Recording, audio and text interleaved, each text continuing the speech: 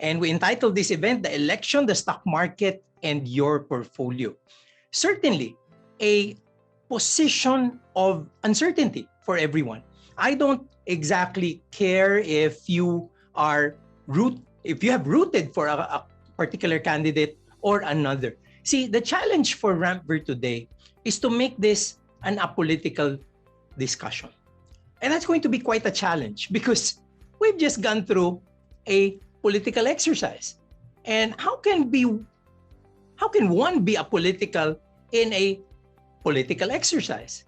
The key thing here for us today is to make sure we're going to be nonpartisan. That's the difference. You can actually deal with a controversial topic like an election and its impact to the market if you get yourself into a perspective that is nonpartisan. And what do I mean by that? We are going to be trying to be as objective as possible. Yes, I think that's the vogue right now, and I hear it everywhere. It's called real talk. That's what they say about it. When it's real talk, it's more facts rather than emotions and opinions. But I cannot help but say, part of the things I'm going to be saying will be opinionated. But I will say when it is my opinion and when is it factual. I think that's very important. The other thing that I'd really want to share with all of you guys is the fact that most of the information that we're going to be talking about this afternoon were drawn not just from our own research, but from the research of the best of the best. And I'll give them, due credit for this. My good friend Edward Lee of Call Financials have graciously lent me some of his slides. The read of one of our big and best fund managers, ATR Asset Management, is also backing us up. But, we didn't stop with a local front. We're Rampver Financials. We will have to drill down and check out what the international market is saying about this market as well. And we've linked up with EFG Bank. It's a Swiss bank, and we're also getting inputs from Morgan Stanley. But it doesn't stop there. There are a lot of other sources because we know if you're from Rampver Financials, you're part of our community, Rampver Financials friends, most of you won't do your own research. Most of you will rely on us to do it for you. And we take it as a privilege to be able to do that. And for that particular position, let us, synthesize all of these things. Again, focusing on this election, it is over. We have chosen new leaders. Whether we agree with it or not, the most important thing here is this. A democratic government will have to have two strong legs, an administration and an opposition. Real success will not be driven just by an administration. Real country success is also driven by what the opposition does. Is it going to be a vibrant and robust competition? Is it going to hold on to and drag down certain projects? It will be dependent on what we're going to do. I mean, there has to be check and balance, but it has to be constructive. That moving forward, my friends, is how democracy works. Whether we agree with the result or not, after the election, we all have roles and we all have our responsibilities in nation building. But let me check out whether, as I've said, we agree with the results or not. What were the results, basically? Well, the international market has practically defined our elections to be generally peaceful. There is a massive turnout. There were a lot of people who went out and voted, much, much more than they did in the past. But the winner has a majority mandate. A majority mandate, I guess, for the first time in our democratic history, since his father in 1969. We never had a majority president until now. And on top of this, that particular administration today is backed up by such a powerful coalition because both the Senate and the House are actually on their side. So basically, this balance of power might not be there as we have seen it in the past. However, this can go both ways. An administration who has full support of the legislature can actually push forward with a lot of projects which can be good for the country. But it can also elect to do the wrong things. And that's a reason why we still have to be vigilant and we still have to be, real concerned as a people. But as I've said, we have to be very, very constructive with the way we push for things. The control of both houses can be a blessing and a curse. And it depends on how a leader would use that to his advantage or to the advantage of the nation as a whole. However, a lot of people would say this, oops, lack of confidence. Oops, that's not what business wants. That's not what the international community wants. And because of that, wow, PSEI dropped 270 points in about 5 trading days, erasing 4% of its value. I guess in situations like this, we always get to ask, why? It's a loss of confidence. But you see, we don't have to stop there. Why the loss of confidence? You don't just ask why, and the answer is loss of confidence. Quite frankly, if you're a market player, you understand this. Loss of confidence is always the reason for a market drop. It's always the cause for reason for a market drop. So you have to ask, why the loss of confidence? Is it because they don't like the results of the elections? Or there are other reasons for the loss of confidence? That is real talk. We will have to look at other reasons, maybe bigger reasons for this drop. One of the first and foremost of this list is the lingering COVID-19 pandemic issues. It's not done yet. Not because we have all our mammoth rallies and gatherings and then getting back to the malls at 80% of foot traffic means COVID is a solved problem. There would be lingering problems of COVID and we will feel it not just now, but in the next 2 years. Logistics problems, supplies issue. There are people, even with the lower or less stricter protocols, they're still not willing to go out. Consumer confidence at this level doesn't exactly match 2019. We are not there yet. And if we're going to be looking at supply and logistics concerns, we might have to see that it will take a little time for us to really get to the level where we were in 2019. But it's not only that. The bigger reason is the war. Quite frankly, it has damaged a lot of value and has brought about concerns regarding commodities, not just in terms of prices, but actual supply. We're also getting issues with regard to inflation and rising interest rates. Basically, if you're going to be looking at what has caused that actual drop, the major part of it will be these three. It's not because of the winning candidate for president. And let me say that I translate that to what we see in our own country. Inflation zooms to a high of 4.9 in April. This is after hitting 4% in March and hitting 3% in February. And quite frankly, I will consider this accelerating inflation. And will it stop?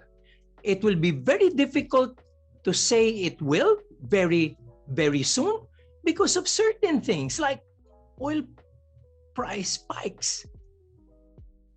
If the war continues and Brent hits a high of about 140 or 150 and stays there for a few months, we are really going to be seeing pump prices to hit 100 pesos. So it is something that is out of our control. So much so that I've been, telling some friends, you want the market to go up? Even if the other candidate won, the market will be like this. You know what could have caused it to go up? That is if Putin says, I'm putting a stop to the war and Russia won't invade Ukraine anymore. If there's a coup in Russia and Putin is out and they decide not to attack Ukraine anymore, that will bring global markets up, not just the Philippines, global markets. Because that is my point, ladies and gentlemen. It is not about us. While we think that way, we are but a speck in global finance. If you're going to be looking at the impact of inflation in global markets, we're looking at the Eurozone, OECD, the US, and the world. Even with a potential fiscal response, inflation's total effect globally will be hard felt. And when we're talking about this, we're not just talking about the Philippines. Look at how it is in the US. It's almost like getting back to the level of the oil price shocks in the 70s and early 80s. It's almost like going back to like close to the Korean War and even post World War II supply constraints. That is how bad inflation is. And while we say in the Philippines, we're hitting 4.9, the US is at 8.5. They're at 8.5. We're still better off than them. But the US and the Philippines were still going to be better off than 53 other countries in the world. You know, confirmed double-digit inflation, and these are countries representing 1.8 billion people. So if you're going to be looking at that list, and with the Philippines at 4.9, we are very alarmed locally, but internationally, there are a lot of countries that are reeling and that are worse, in a worse position than us. And the US is reacting. And the reaction of the US is plain and simple. Increase interest rates. That is expected. But the increase done would be, the first since 2000. Increasing rates by 50 basis points in one blow goes back to the year 2000. Successive interest rate hikes from 0.5 to another, 0.25 to another 0.5 is unprecedented since 2006. And if you're going to be looking at US interest rates in terms of what's expected, they're not going to stop yet. They will have to control this and make sure that they stem inflation. And markets are always going to be operating and moving in contrast to the movement of interest rates. And very, very unfortunately, the rise of the 10-year Treasury notes, which we have seen a few months ago, would have showed us that markets will be weaker moving forward. So it's not the Philippines. It is more than the Philippines. It is more than the US. It is a global phenomenon.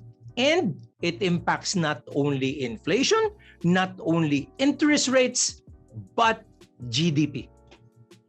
The global impact of the war on GDP hits a level of negative 1.5 almost for the Eurozone, and about 1% from the US, and globally about over 1% as well.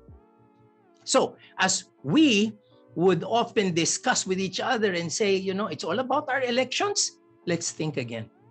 Because if you're going to be very factual about it, if it's all about our elections, why is it that the Dow Jones Industrial Average was even worse? We were down 270 points in 5 trading days. In 6 trading days, Dow Jones was down 2,331 points. Why 6 days? Because May 9 was a holiday. That's our election, right? So in the same period, they're down 7%. Is it just the US? Check out the Hang Seng Index. They're also down 4%. So it's, again, reacting to this in a very objective way. It is a pervasive problem that is global in nature. But there were still naysayers. There were naysayers. There were people who said, Boss Rex, why Ayala? Why Ayala Corp dropped like that? Why did Ayala Land drop like that? And before you know it, there were rumors that were circulating. Oh, maybe the Ayalas were yellow. And because, this guy won the election, the new administration will be hard on Ayala companies. It's so easy to jump to those conclusions. And very unfortunately, if you are not abreast with market developments, market information, and fundamentals, you're really going to be swayed emotionally, and your perception will be clouded. And when that happens, rationality goes out the window. Because let me tell you what happened last Friday. Last Friday, the market dumped AC, ALI, and AEV. What drove that? Is it the new presumptive president? Maybe not. Many people don't know this. The MSCI rebalancing has started. And in the MSCI, it is decided that Converge Telephone or PLDT, Monde, and SMPH will now have higher weightings in their index. And much like the PSEI, the MSCI is a set of indices regionally and globally where people have set forth certain allocations and weightings on countries. And our weightings are distributed across some of the names of the biggest companies in the Philippines. They decide.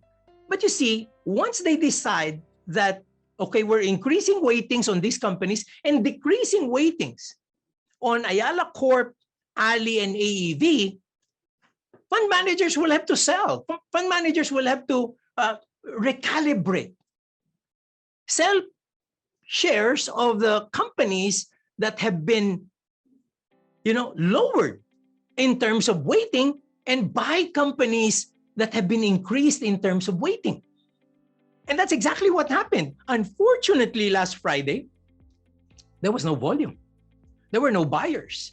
And if you're going to be selling with no buyers, guess where the prices are going to go? Guess what happened in over a weekend? Where did the prices of AC, Ali, and AEV grow?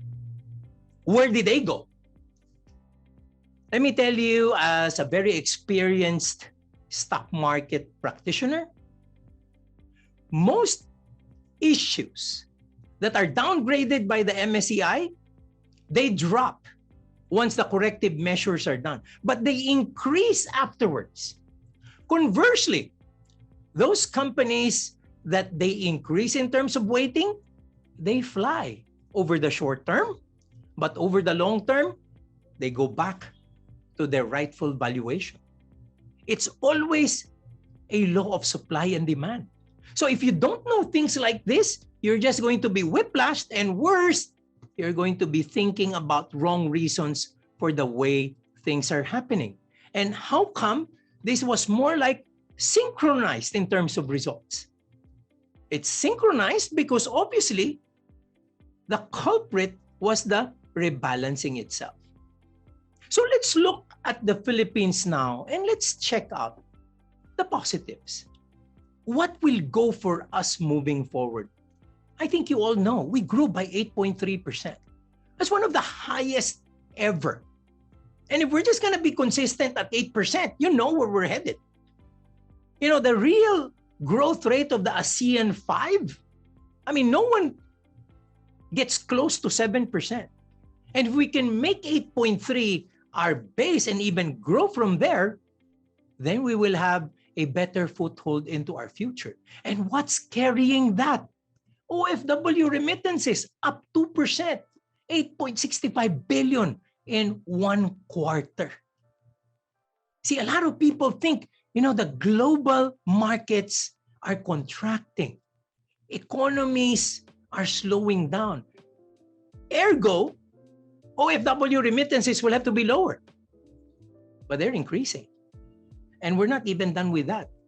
The other pillar of our economy that was hard hit, tourism, is going to be on a recovery swing. And why? Because April 1, we opened our doors to all countries. There would be no quarantine protocols anymore. We will just need their vaccination cards, their proof of vaccination, and they can visit the Philippines. Before this opening was done, April 1, do you know that there were 47,000 visitors to the country? February, when the country is not even open yet, we had 47,000 visitors. Can you just imagine what will happen after April 1 when we open our doors to all countries? And to push that point, the Global Summit for World Travel and Tourism was even done here. It was done from April 20 to April 22. That is how the global market looks at the potential of the Philippines as a tourist destination. So very clearly, 2 out of 3 pillars, right? What's the last pillar for that economy? It's our BPOs. And the BPOs, according to the IBPAP, is going to rebound and get down to 29 billion revenues in 2022. So all 3 pillars should be operating positively. But it's not all a bed of roses, ladies and gentlemen. I will just have to be, as I've said, objective and rational about this. What are the downsides? And I guess you see this all over the news. Oh, sorry, I missed out on the last one. The last one is an all-encompassing factor, and that's the reopening of our economy. We're reopening the economy, and that's going to benefit, most of the businesses, and hopefully in a few months, a rising confidence level of consumers will definitely push our companies to even more positive results. But again, as I've said, the negatives, the issues, and the concerns. National debt, 63.5% of GDP. They always say the threshold is 60%. And to keep it within 60% of low or lower should be very, very beneficial. I somehow have a mixed reaction to that. While I agree that for a country like the Philippines, we have to control our debt because we're not heavy revenue generators. We are importers. We don't have too much of exports. So for me, keeping that debt at a controlled level is really very important. As I say that though, let me tell people, there are countries that are well beyond 100% of GDP when it comes to loans. The US is one. And if you're not enamored with the US, I will tell you, Singapore is the other country that's like that. What am I saying? To borrow and be on debt, even at a heavy proportion, can be good depending on where you use the money. You borrow and you use the money correctly, you will generate revenues for the future, a vibrant economy that can be stronger and bigger. So certainly, you'll have to look at the way this debt situation goes. And we will have to watch out because certainly if we're going to be continuing build, if we're going to be augmenting our infrastructure and we're going to be helping out in the remnants of COVID, the country will have to continue to borrow. But what we have to watch is where those borrowings are going. We can afford to have a little more debt if we're making sure that eventually this debt will generate more revenues for the future. What are the other concerns that I have? It's the operation and performance of major government-owned and controlled corporations. Not so much in the news, but very, very worrisome. Do you know that the SSS, the losses have increased 99% to 844 billion? The contributions are not following the pace or accelerated disbursements that we are handing out. We have improved the benefit side for the retirees and for the pensioners. Unfortunately, for those people who contribute, we were more political in nature and we cushioned the impact. For that reason, it's the institution that's bearing the brunt of it. Even GSIS, I mean, yes, it has narrowed its loss, but it's still losing 18.7 billion in the last year. And I guess I don't have to expound on this, but PhilHealth, which is the cornerstone of our universal healthcare law, will have to be in shape if we are to get down to that direction where our healthcare is going to be on a positive note. So these are issues that we'll have to see. So what are we watching out for? What are we watching out for? Yes, Ferdinand Marcos Jr., Bongbong will be our next president. But instead of just waiting for the things to happen, I'd really like us to be vigilant enough to watch out for what's going to be relevant. Amidst all the exchanges of, issues and concerns, what are the real factors to look at? Number one, platform of government and the main priorities of this administration. A lot of us have actually disagreed with the thrust for him not to attend the debates and for him not to be very clear with his platform of government. As a marketing practitioner, this is another story. This might be a full webinar as well, but I can tell you, if I were to advise him, I would have done the same. I would have done the same. See, real platform of government and the main priorities, they should happen when I win. If I stand in stages to talk about these things, most Filipinos won't understand it anyway. And for the people who understand, they're going to be a minority. Even if I win their confidence, I will lose the votes of many. So that's key. Keeping the message very simple. And he was criticized for that. Pagkakaisa, unity, magkaisa. He says that 20 times in like a span of 5 minutes. That works. Marketing-wise, that gets instilled in the minds of people. After you win, get down to the platform. Now, I'm waiting for that. Clearly, I will have to see it because I will understand him during the campaign period. Because during the campaign period, the objective is to win. After winning, the objective is to run the country well. And hopefully, that is the objective of the incoming administration. But the other key factor will be the executive branch appointments. Who will be in the cabinet? We've seen people, being raised and being talked about. But except for a few, all of these names are simply floating. But we all know the cabinet will be running the country. And if you're going to be looking at the way the campaign was run, much of it has been delegated. And for good reason. I would have wanted that to happen. Like if I look at President Duterte, I like his practice of not meddling in the economic team.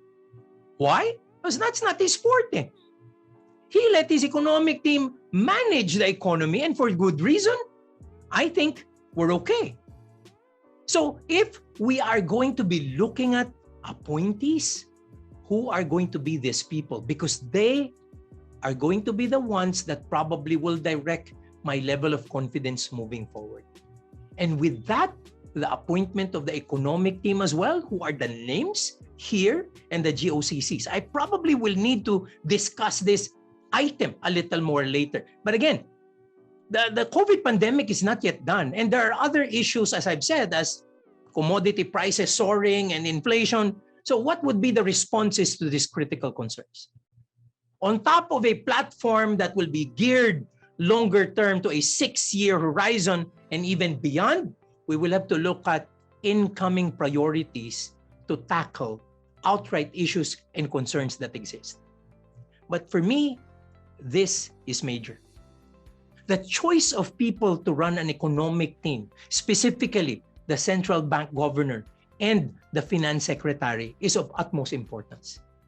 No matter the color you had all through the years, no matter how great the president or how good the president would have been, I think you can all translate the economic and investment performance of our country directly with the people who run finance and the entire economic strategy of the country. If you're going to be looking at Fidel Ramos's term, he had the Finance Minister of the Year awarded globally 3 times. And that's no other than Bobby De Ocampo, a person who I didn't know personally at that time, but I campaigned for because he ran for senator after that. Talo. Talo ng mga artista at ng basketball player. Nakakapanghinayang, but that's the way things are. Pinoy? That was Cesar Purisima. And in the most tumultuous time, the most difficult time in the ERAP administration was when Gabriel Singson would, have to leave because his term ended. And anyone who's going to be replacing him, everyone says it's going to be such a tough job.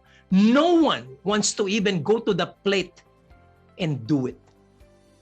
Until he chose Paeng Buenaventura, somebody who he has asked to be central bank governor years before, but didn't say yes, took it up and advanced to the plate and fixed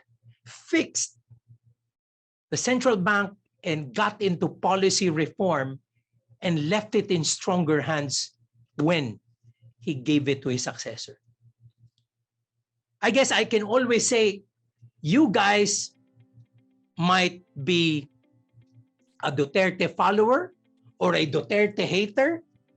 I wouldn't mind whatever part of the spectrum you're at. But you will have to agree with me that the economic team that ran this game for the last 6 years have done very well given the landscape that they're doing it with. Sonny Dominguez provided a calm to the business community when he got appointed. People know him from the time of GMA and even before that. They know that he's going to run a tight ship. Ben Jokno also served very well as central bank governor, and Carl Kendrick Chua, for as young a person as he is, maybe his youth was really nice for that job. Who are going to be those people in this administration? I will have to wait for that. But as we move on with this uncertainty, with this volatility and uncertainty, Rampver Financials has given out this 5 set of advices that probably we will all have to heed. Number 1 is to manage your emotions. Don't panic. You have to maintain a rational framework for decisions and actions. Do not let irrationality cloud your view and make you hastily get down into decisions you will regret, especially for your financial portfolio.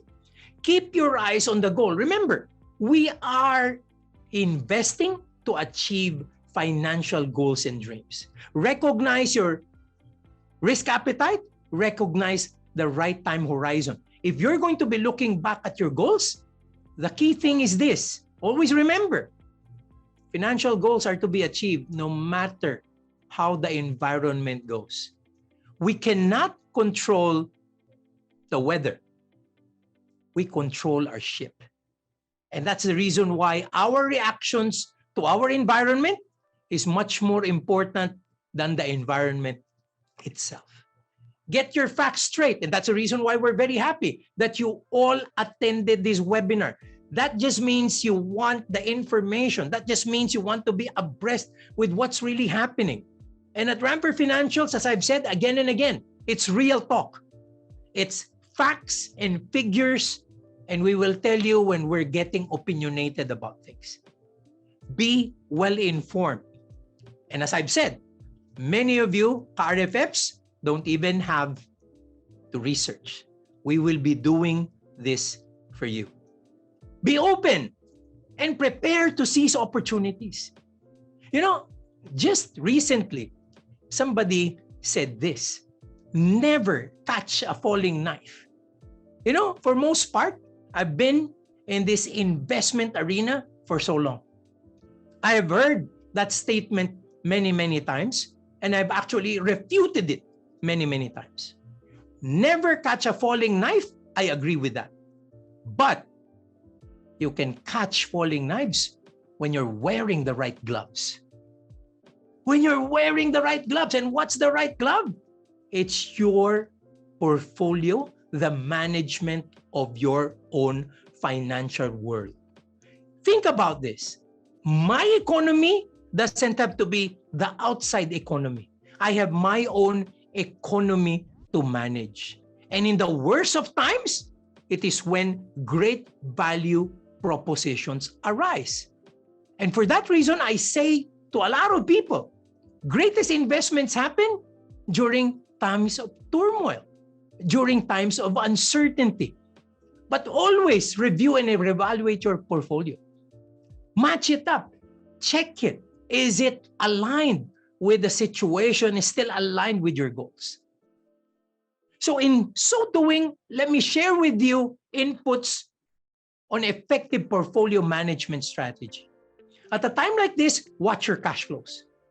Make sure you have enough, because if you need to sell because of an emergency, because of an outright need, and the market is like this, you will be losing money. You have to make sure that your allocation is correct. Are you doing the right market exposure? Are you focused on the Philippines, or are you more invested abroad? Quite frankly, this is an opinion, but I know that the Philippines fundamentally is in a much better place than the US. So my weighting will have to be a little more local than international. And if it's international, I'll still go for emerging markets and Asia. How about industry and sector exposure? Think about the industries that will do well in a high inflationary and interest rate environment. Real estate, for example. How about the conglomerates who are well positioned because they're fully diversified? Who are at risk? Manufacturing, construction, processing.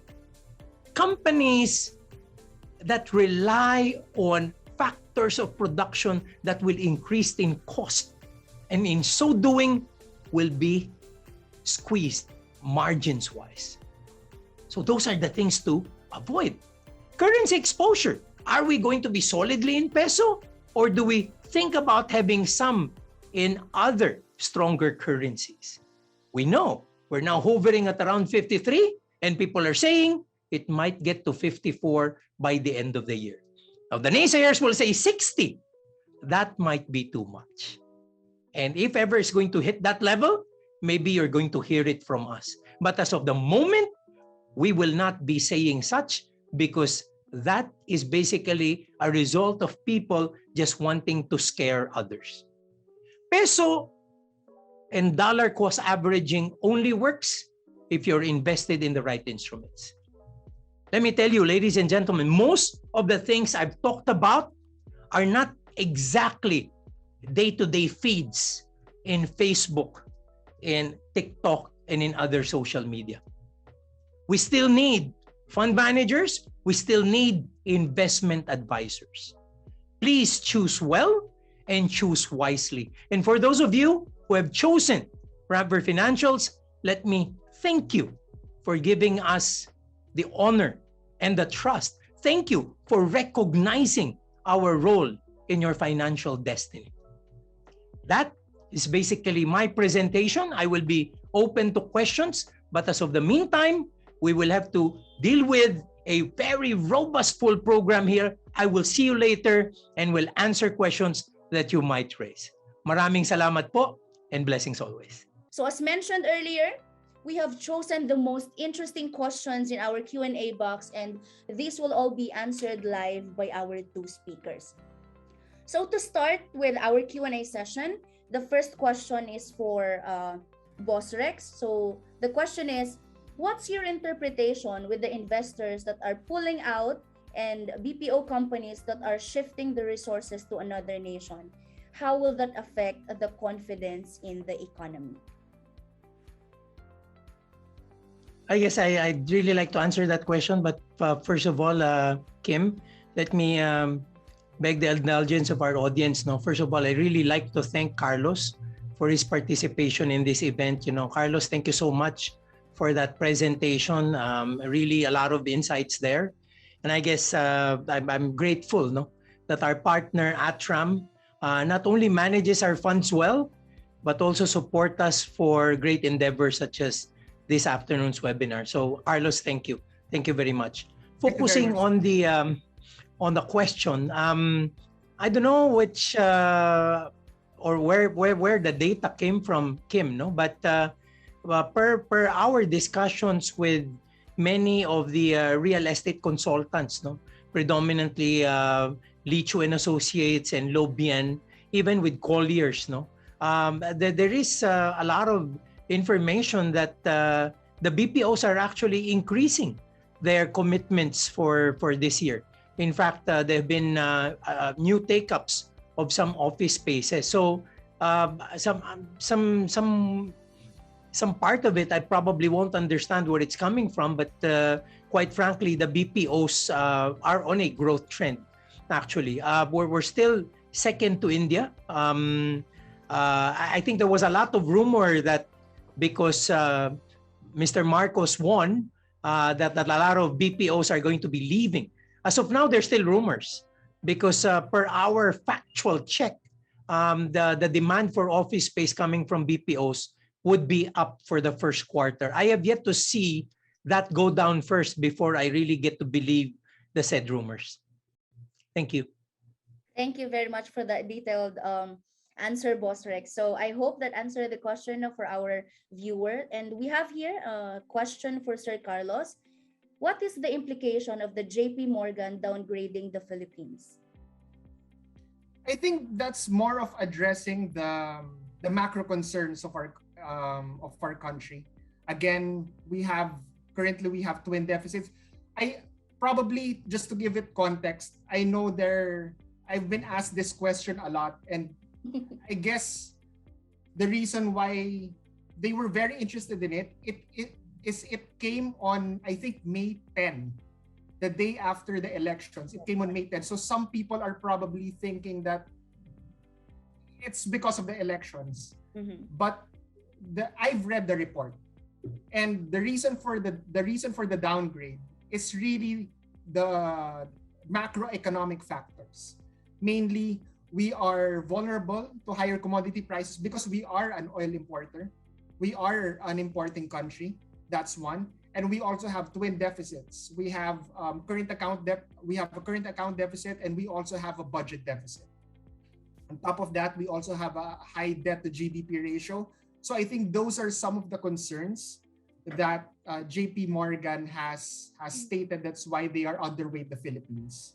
Now, whether we deserve that underweight rating, of course, that's up for debate, because I think those are solvable problems, and we just came from the pandemic. So having a high debt to GDP ratio is understandable because we're in the same boat with the other countries. So I just want to address that yes, we have been downgraded, but these are due to macro concerns. High inflation, we are a net importer of oil, our twin deficits, and also high inflation, twin deficits, and also our exposure to a weakening peso right now, which we are seeing. So I think those are the concerns that JP Morgan has stated. Thank you for that. I really like to put in my 2 cents worth on that one. Carlos's answer is perfectly correct. That's the real view on it. But let me deal with the emotional part. No, a lot of people really felt it was because of the elections. Again, the timeliness of such a release. And the thing I really worry about this is that it got passed on into groups on the Viber threads, right? And all people read was the cover where you have the picture of JP Morgan and it says, downgraded to underweight. Nobody even cared to read the whole thing. If you're going to read the whole thing, there was nothing there said about the elections. Nothing. Not a mention of the election. So apparently, that could have been released whether the elections happened or not. That's one point. Second, that's a call to underweight the Philippines. That is stocks. I would be more worried if Fitch would have downgraded us, because that will impact our credit rating, that will impact the price that we're going to be paying on our loans. That will have a greater effect on the country. So the fact that JP Morgan calls an underweight, that's more for the stock market. And as Carlos said very aptly, that's a prerogative of, it's an investment view. But Fitch is very different. It's a rating on the country. It's a rating for the way they see our risk moving forward, the way we will be paying our debts. So I'd really focus more attention on that one, because if that's going to be negative, that's going to be worse. It's just that surprisingly, it was positive. It was a pleasant surprise. I don't know where it also came from, but somehow people related this to politics, which shouldn't be. Thank you for emphasizing that, Boss Rex. And we have here another question. This one's for both of you. What's the worst case scenario that can happen to our market with the election sentiments, Russia-Ukraine war, rising prices of commodities, and interest rates? So how will the growing Philippine debt affect the investment? So that's two questions. So Carlos, if you please answer that. You're the fund manager. I'm just Sure, of course. of course, sure. Now, the worst case scenario. Now, for the elections, I guess the worst case scenario would be this continuation of policy uncertainty. Now, that's something that would not be welcome, especially for foreign investors, because the reason why no one has been buying up the market during the last week's market rout is because of the macro concerns and also the policy uncertainty that we will have with the incoming administration, since there's not much clarity on how he will operationalize these economic programs, these economic campaign promises that he made. So I think that's the worst case scenario for him to delay for President-elect Marcos to delay in giving out the details of his economic policies. And also, it is much better if he appoints the cabinet members as soon as possible. So the only point here is really policy certainty.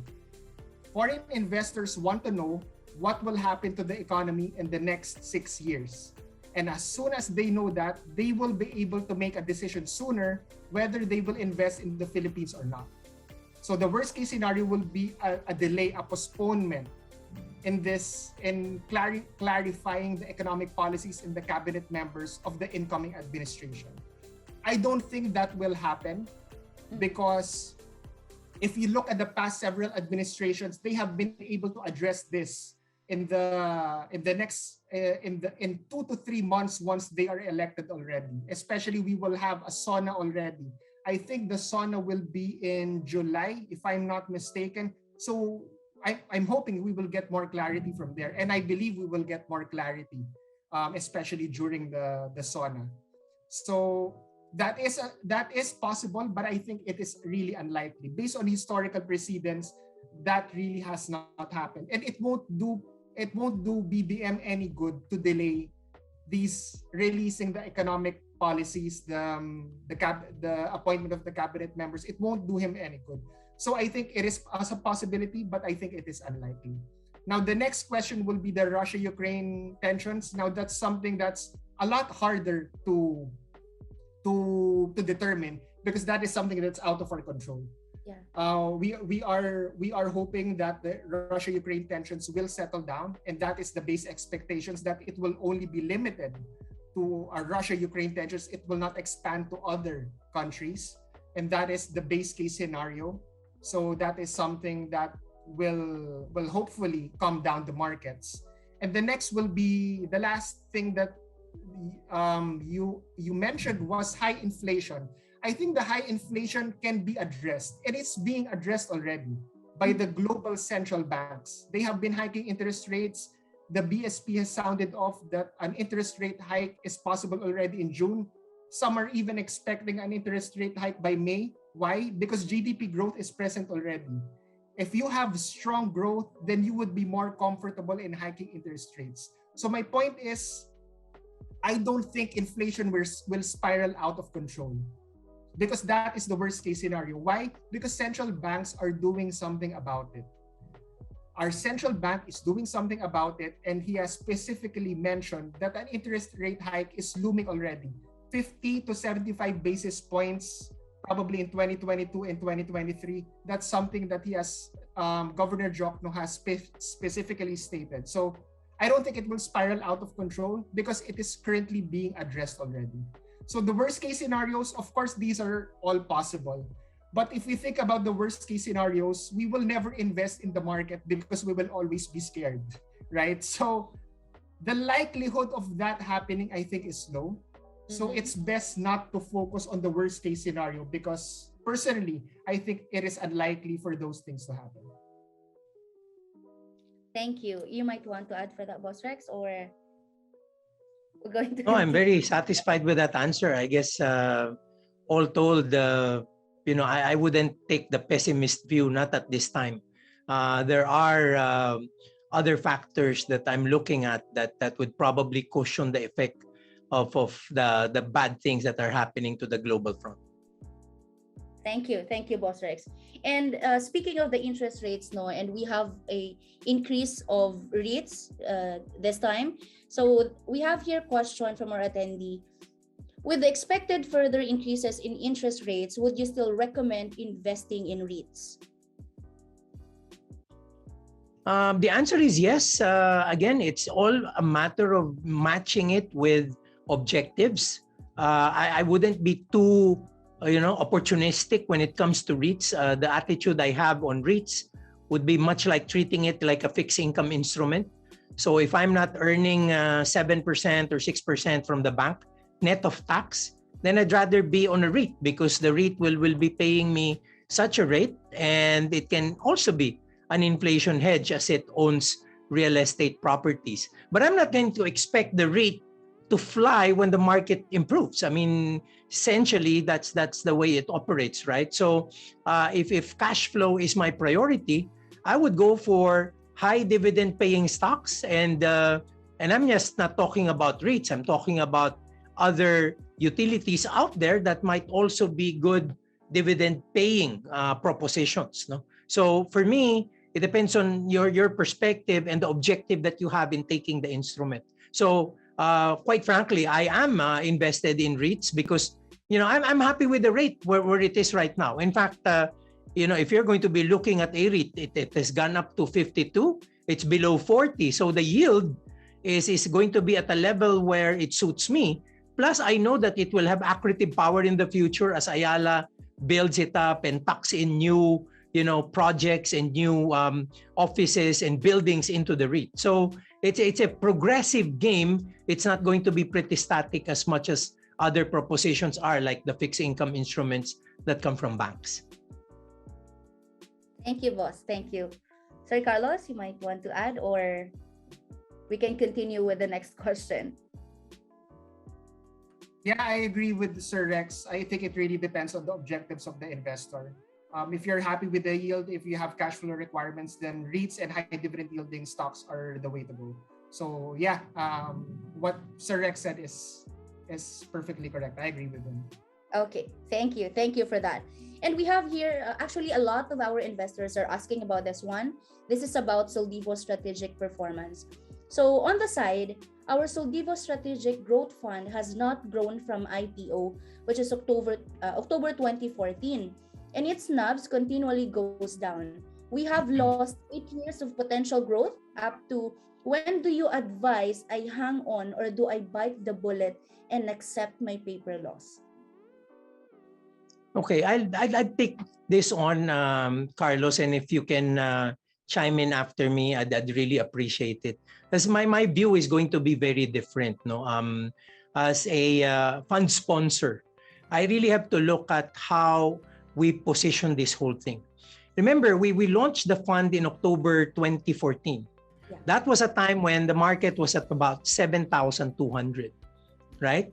8 years later, 7 years later, we're at 6,500. So if you're going to be looking at that, we practically lost that swing. But always remember, from 2014 to 2018, the market went up to the 9,000 plus level.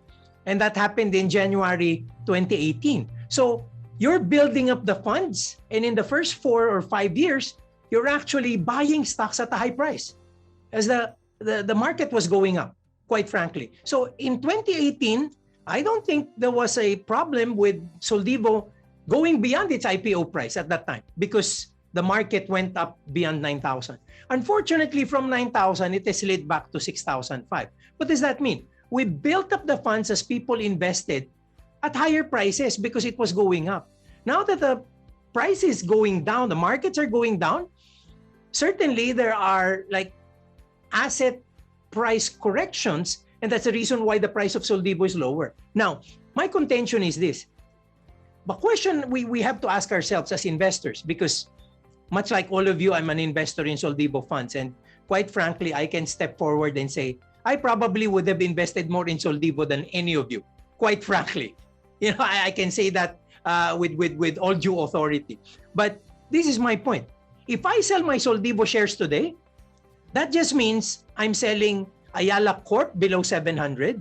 I'm selling Ayala below 30 pesos, you know, and I'm selling SM Prime below 37, which is something I wouldn't do. In fact, if Ayala Land is below 30 pesos, I'll be a buyer.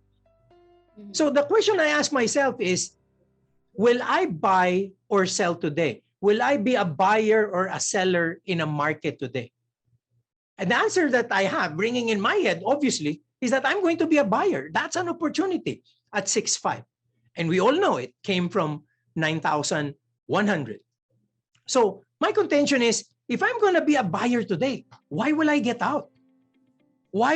See, the fund by itself is already the fund positioned in all of those instruments.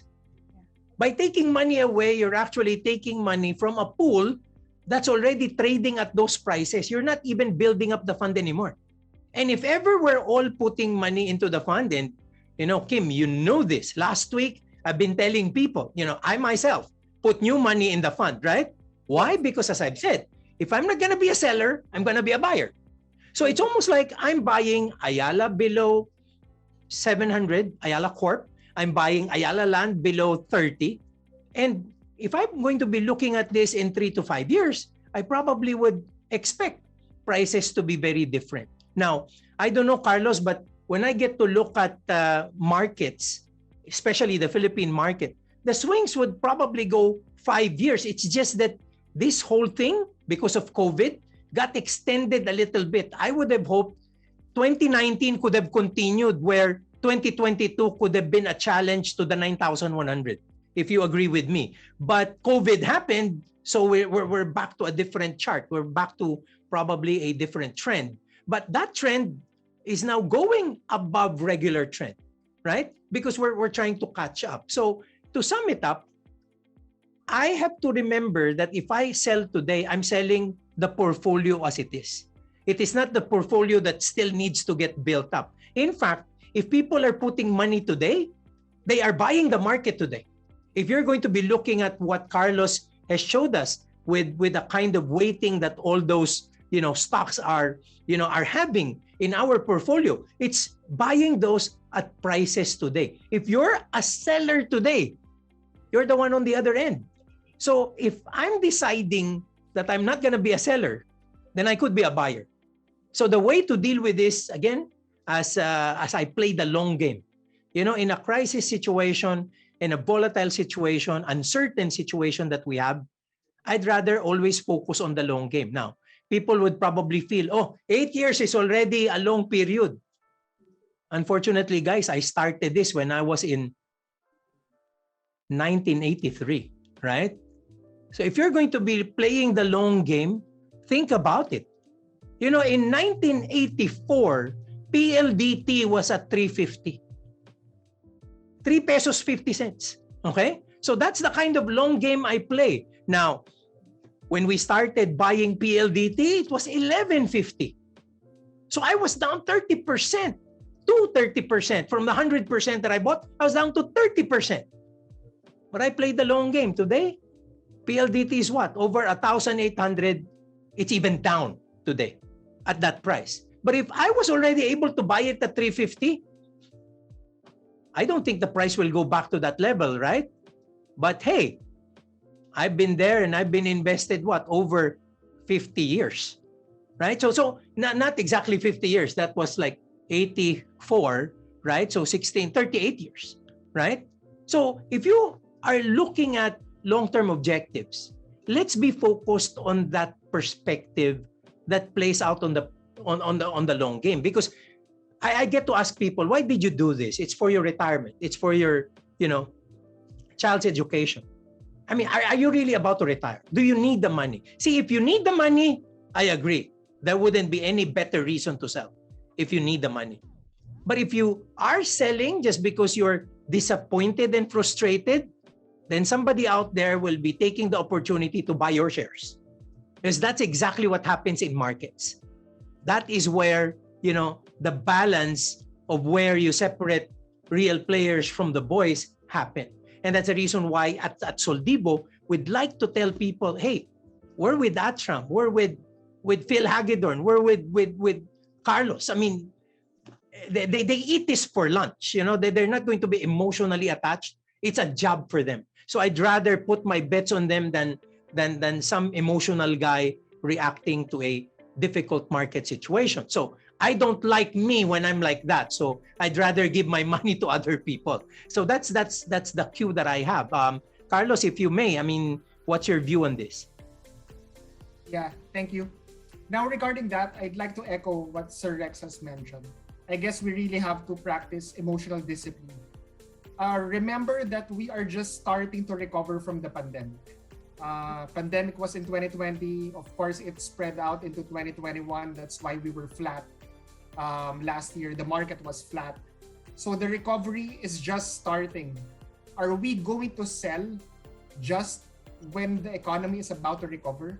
I think the timing of that would be unfortunate if you sell now, because the recovery is just starting. Now, again, as to what Sir Rex mentioned, if we didn't have emotional discipline, we would have sold when the market was at 4,500 in March 2020. But look at what happened now. It's a 50% gain from the lows in March 2020. And we have a long way to go. The recovery is just starting. The all-time highs were at 9,000. I don't want to preempt anything, but we will go back to those all-time highs in the future. So I think it's better for us to be buyers right now. Valuations, for example, if we want to talk about the price-earnings ratio, it is almost we're way below the 10-year average in terms of valuations. So we should be buying now instead of selling. I think we should practice emotional discipline. I know it's probably hard for you if you invested in 2014, but the market has really been volatile. It's really a function of how the market has performed. But right now, it's definitely not the time to sell because we are just starting to recover. And we are very cheap at these levels already. A perfect example, our internal target price for Ayala Corporation is 1,245. And right now, Ayala is trading at 675. That's almost a 70% gain. Are you going to sell when there's a 70% gain about to be reaped, for example, in Ayala Corporation? So that's just one example. And a lot of the stocks have massive upside potentials just when we are just starting to recover now. So I think now, to echo what Sir Rex has said, I would definitely be a buyer rather than a seller. 100% agree. And thank you for that question, for that answer. And for now, so will be last 5 questions. So we have here one, since we have investors who are diversified, both local and global. So we have here the question: the US economy went down by 1.4% for first quarter of 2022. If this continues for another quarter, then the US will be in recession. What will the effect of this be in the Philippine economy? Now, I think that has been partially discounted already. That is the reason why the markets in the US have been down. Actually, they have declined a lot more than us. The declines in the US are probably hovering around 16 to 20% already, while we're only down year to date by around 8%. And that's the reason why the market has been correcting in the US. And that's partly the reason why we have also corrected. But I just want to say that while this might have an effect on foreign investors, of course, if there's a recession in the US, if the US sneezes, everyone catches a cold because of how big the US is. Now, of course, there will be an effect globally, but we will be relatively more resilient. Now, why is that? Because 70% of our economy comes from consumer spending. It's not export oriented. Like for example, like Indonesia, Malaysia, it's not export oriented. We are driven by consumer spending, and that's 70% of GDP. So while that may have an effect on us, we will be relatively resilient, more resilient compared to our other neighbors in Asia, simply because our GDP is internally driven. 70% of our GDP comes from consumer spending. And with the economic recovery that we are seeing right now, I think we will be relatively resilient. Again, that doesn't mean we won't be affected. We will be just relatively more resilient compared to our neighbors. Thank you. Thank you for that, Sir Carlos. And last four, so another one, what particular industry sectors could possibly go up under BBM administration? Well, we have to focus on what his campaign promises are and his economic where he will be concentrated on when it comes to his economic policies. He has specifically stated that he wants to build up infrastructure. Mm-hmm. So of course that will benefit the property developers, because as you build up infrastructure, that is supposedly supposed to drive up property values. So that's one. He has also specifically stated that he wants to help tourism. And of course, when you help tourism, that will also benefit the property sector, especially those that have exposures to leisures, resorts, hotels. So we have SM Prime and Ayala Land for that. So those are some of the things I think that will benefit from his economic campaign promises. But I guess it will be better for us to wait until we get more clarity regarding his economic policy, so that we could make a more concrete decision on what specific sectors will benefit. But as of now, it will probably be the property sector, given his economic focus on tourism and also infrastructure. And also, just to add, I think to move beyond the BBM presidency, we should look at really where the economy is right now, what state we are in right now. We are in a rising inflation environment in an economic reopening. And as I've mentioned a while ago in my slides, the banking and the property sectors, I think regardless of where BBM will focus his economic policies on, will be a beneficiary of the economic reopening and the rising interest rate environment. It will be the banking and the property sector. So by saying that, Sir Carlos, do you recommend that banking and the property sector would be the best product, or where the clients were in, they're looking for just short-term positions, could put their money into? Yes, we're not only there for the short term, but I think for the long term, the banking and the property sectors are the way to go. Yes. I have to mention this, Carlos, and Kim. Again, as I've promised earlier, when it's an opinion, I have to say it's an opinion. So this is not factual. It's my own read. We're in a situation where there's increasing commodity prices, right? And we're also into a high debt environment where the Philippines would be at 63% of GDP. Ergo, we're looking for revenues. If we're going to be very serious about it, and if I know, some people around BBM, the mining sector might be one of the good places to be looking at as a dark horse. because the mining sector has been, sleeping over the last decade. For the whole term of Pinoy and President Duterte, mining has been in the doldrums. But if we want revenues and at the rate things are going, prices of commodities are going higher, it might be a good time to activate mining. But we just have to be cognizant about the impact on the environment, just have to make sure that proper measures are undertaken. But it can be a good revenue generator for both the economy and for the companies that are involved in it. I just wanted to add that because I guess, quite frankly, that might be a dark horse that has to be mentioned. Thank you. Thank you for that, Boss Rex. So last two questions. This one is for Sir Carlos, no? Or Boss Rex might want to add something to that as well. Is ATRAM planning to adjust the portfolio, specifically ATRAM Alpha? Sorry, just to clarify, are you Alpha Opportunity? Yes. Okay. Right now, it is adjusted already. Remember that Alpha Opportunity is indexed against its benchmark is small and medium cap stocks.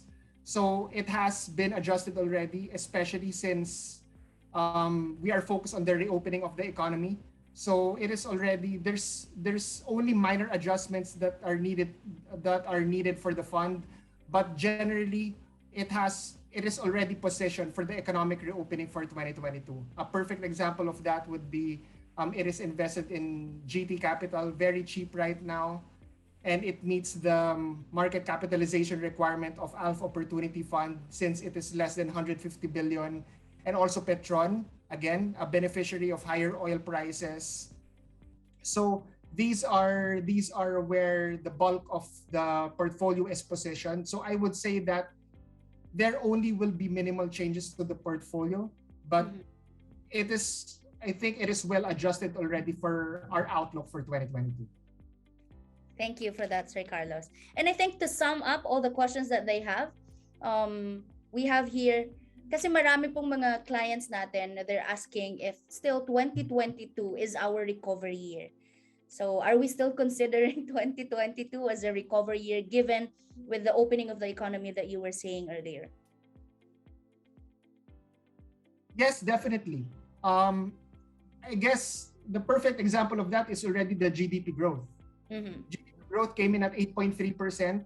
The estimate was only at 7.1% for the first quarter of 2022. It came in at 8.3%, and that is despite the fact that we had the Omicron surge in January. So yes, definitely. This is where we will see the reopening. The numbers are already pointing that out, and we are at level 1. Talks of downgrading to level 0 is already being talked about by the government. So we are already seeing the numbers. And definitely with less concern of a new variant coming about as the virus becomes less and less lethal, then the need for us to be put into a lockdown again is very unlikely already. So definitely the numbers are there. We're seeing it in the further loosening of restrictions.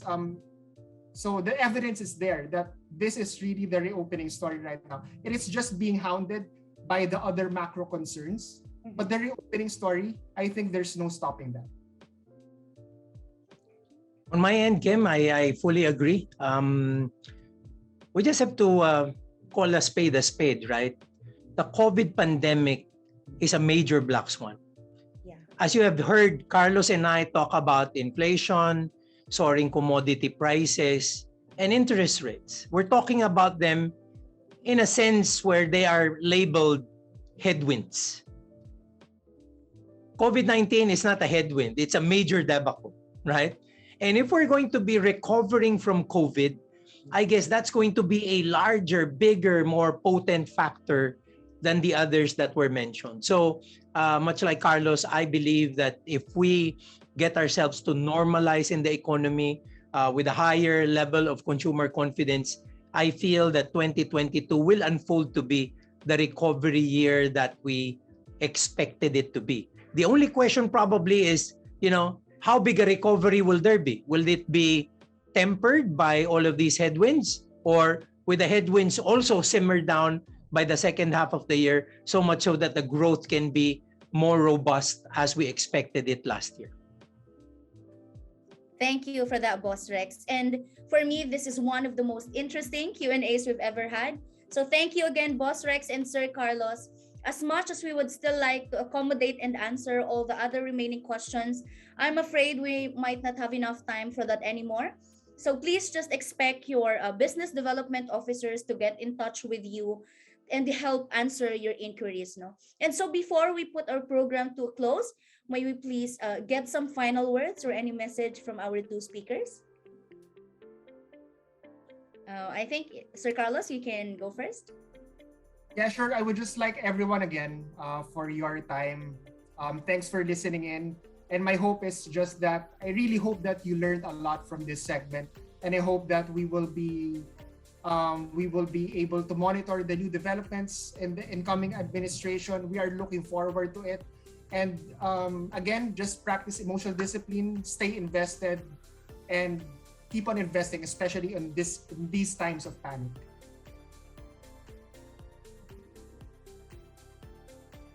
Boss Rex, you are on mute, boss. Yes. Thank you. Thank you for that, Carlos. Again, I reiterate my thanks, our gratefulness for you and ATRAM support, and your presence in our webinars and in our events. For everyone, I may also thank you for being here with us, for being one in our webinar. There have been lots of registrations. We hit the limit in our numbers today, so I'm so sure that there were people who weren't able to watch the webinar as expected. So I guess, Kim, we will have to announce a repeat or a replay of this at an opportune time within this week. But let me thank everyone again. At the end of the day, I always say this, we do not control what happens. There are circumstances, there are events in our environment that we can never be able to control. But what we control would be our responses. And that's where our power lies. So I guess with that, I hope that we are all going to be very, very forward-looking and empowered investors. Maraming salamat po.